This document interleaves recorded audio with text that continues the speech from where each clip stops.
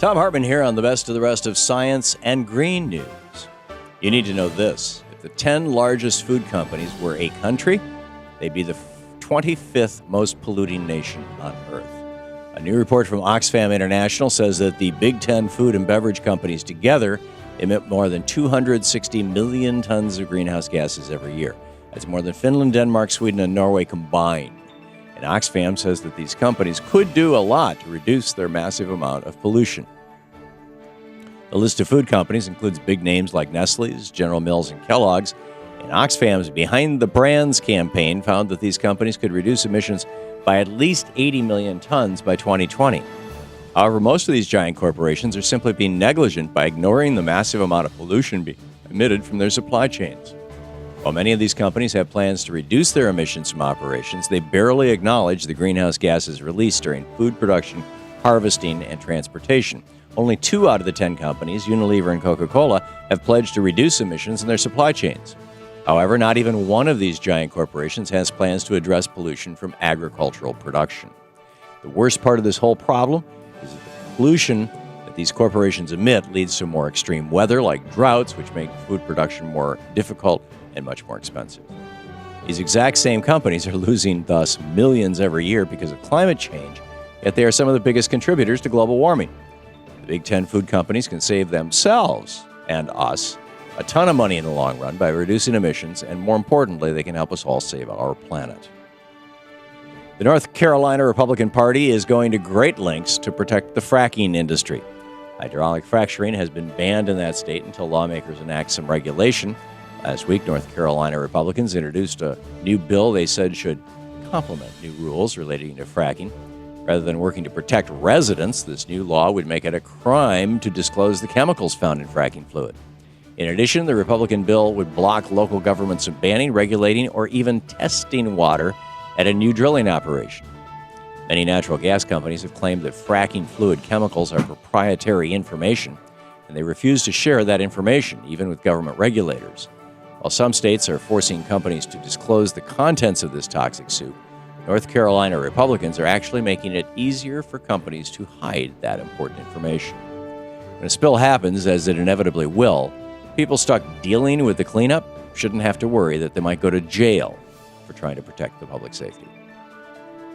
This September, world leaders will meet at the United Nations building in New York City for the UN's 2014 Climate Summit. But they won't be alone. A large coalition of environmental groups and activists will take to the streets of Manhattan to demand immediate global action on climate change. The protest is being called the People's Climate March, and it's backed by 350.org and the group's co-founder, Bill McKibben. In an article published last week in Rolling Stone magazine, McKibben extended an invite to people around the world who'd like to prove to themselves and to their children that they give a damn about the biggest crisis our civilization has ever faced. People's Climate March will take place on September 20th, and McKibben said he expects tens of thousands of people to show up and participate. The Facebook page about the event says, "Together we'll take to the streets to demand the world we know is within our reach, a world with an economy that works for the people and the planet, a world safe from the ravages of climate change, a world with good jobs, clean air, and healthy communities for everyone." Radiation levels have spiked to an all-time high in the seawater surrounding Japan's crippled Fukushima nuclear power plant. Earlier this month, Tokyo Electric Power Company announced that they detected similar levels in groundwater at the plant, but say that the cause of the spike is still unknown.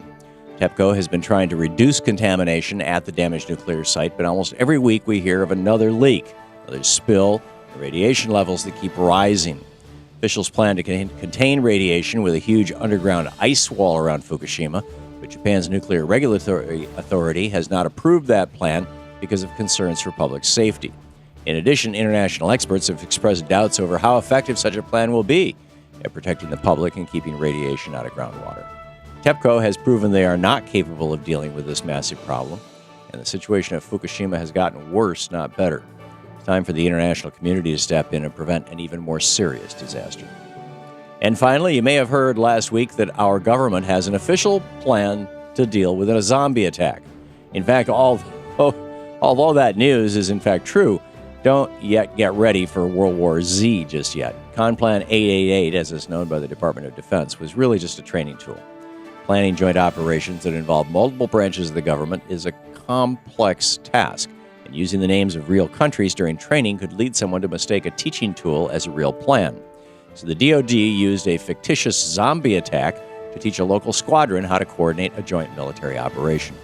The authors of the report said that using zombies turned a boring, monotonous task into something rather enjoyable, and instructors had an easier time teaching trainees how to design and implement military plans. So there's no need to worry about a real-life Walking Dead episode. Maybe it's slightly reassuring to know that our military is prepared just in case. And that's the way it is for the week of May 26, 2014. I'm Thom Hartmann on Science and Green News.